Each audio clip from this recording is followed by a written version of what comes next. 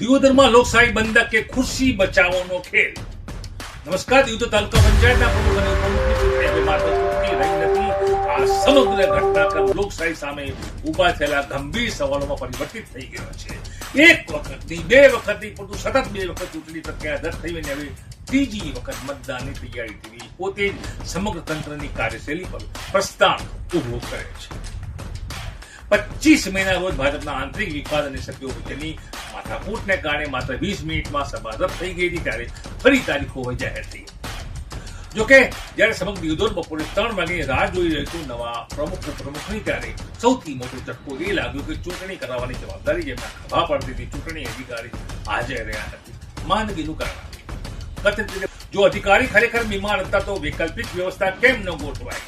શું સમગ્ર વહીવટી તંત્ર એક જ અધિકારી પર નિર્ભર છે? શું ચૂંટણી જેવી બંધારણીય પ્રક્રિયા કોઈ એક વ્યક્તિની ગેરહાજરી નહીં અટકવી જોઈએ?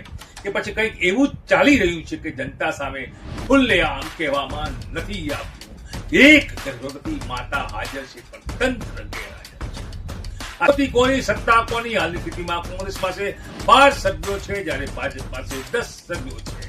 અર્થાત આંકડાઓના હિસાબે બહુમતી કોંગ્રેસ પાસે હોવાનું સ્પષ્ટ દેખાય છે.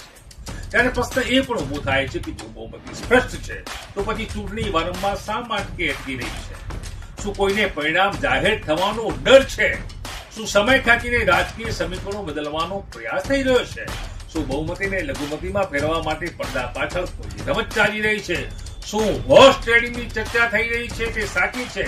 હવે સમય દિયોદરમાં એક શબ્દ સૌથી વધુ ચર્ચાઈ રહ્યો છે દિયોદરમાં તે છે હોર્સ ટ્રેડિંગ, અર્થાત સત્તા મેળવવા માટે ચૂંટાયેલા પ્રતિનિધિઓના તોડવાના, પ્રભાવિત કરવા અથવા બસ પછી પલટો કરવાના જે પ્રયાસો પણ ત્યાં થઈ રહ્યા છે તેવા આક્ષેપો ઉઠી રહ્યા છે. આવતીકાલે નિર્ણાયક દિવસ છે. હવે સમગ્ર દિયોદરની નજર આવતીકાલે સવારે 11 વાગે યોજાનારી ચૂંટણી પર ટકેલી છે.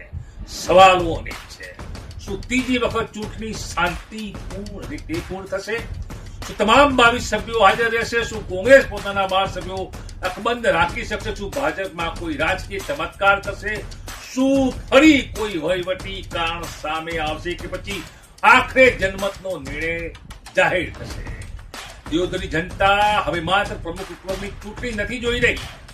જનતા જોઈ રહી છે કે લોકશાહી જીતે છે કે લંબાની રાજનીતિ, બહુમતી જીતે છે કે બેકડોર ગયા, મતપેટી જીતે છે કે સત્તાની ખુરશી?